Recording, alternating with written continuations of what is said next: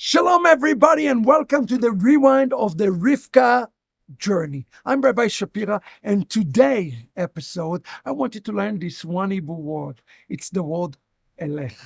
I will walk. Let's make sure today in this rewind to remember this excellent book that everybody should be going and reading for the first time, or maybe just to remind you how important is the word Elech. Let's go to the journey together.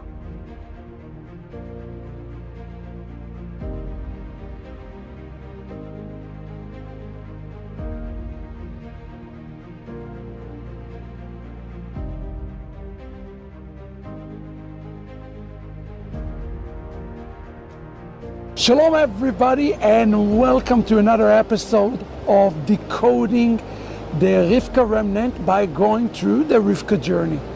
My name is Rabbi Shapira, and I'm the author of the Rivkah Remnant. The book is now available in countless languages, and I'm excited that we're walking together in the wilderness, in this journey together.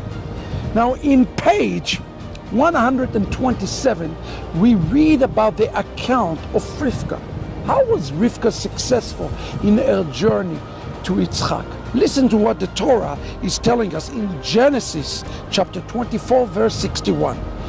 It says, "Then Rivkah and her maids arose, mounted the camels, and followed the men. So the servant took Rivkah and went his way." I want you to pay attention to this word in Hebrew, arose, to rise up. What does it mean to rise up, or in Hebrew, kum or kumi? It means more than just getting up and living somewhere. It parallels the word of Yeshua to the paralyzed man who said to him, get up, in Matthew chapter 9, get up, pick up your mattress and go home. You see, the ability of Rivkah to get up and leave represent more than a power, but rather seizing her own destiny of getting up. In Micah chapter 7 verse 15, God determined and explained to us how the redemption is going to come. He says, you will see miracles in the days, like in the days of Moses, not when I come to you, but when you decide to leave Egypt. Today, the decision is yours. The decision to leave, the decision of rise up, does not start with God, but rather start with each and every one of you. And here our rabbis tell us the following. Rivkah arose as she walked out of the defiled house and went to a sacred house. And they rode the camel. Said Rabbi Levi, this is natural with camel, as they grow up in the east. Our rabbis taught us, like the camel represents sign of defilement and holiness, so Rivkah gave birth to righteous and wicked men.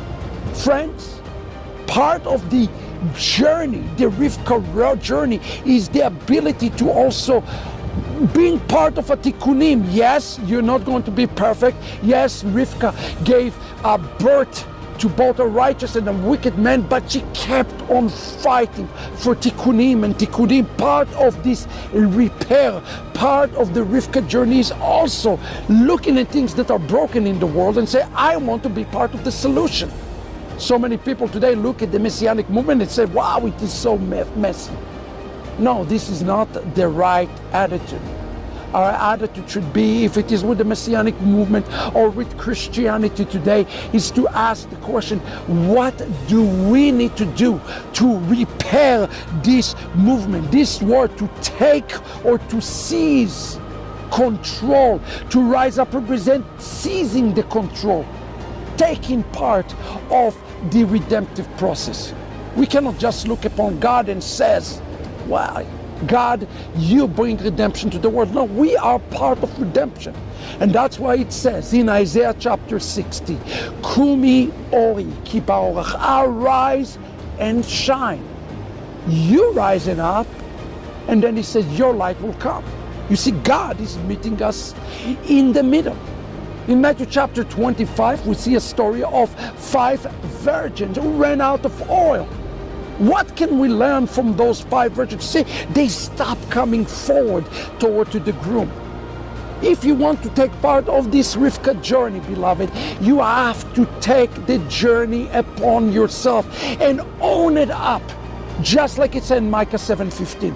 You own your part, God is going to own his part. This is the journey of this last day. So own up your part. Get up and walk. That's when grace comes. That even if you fall, even if you fail, just like Rivkah, what a disastrous birth to Esau, she continued to focus on the tikkunim.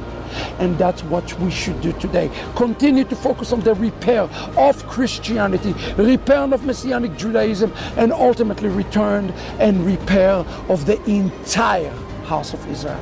God bless you. Let's take the journey together.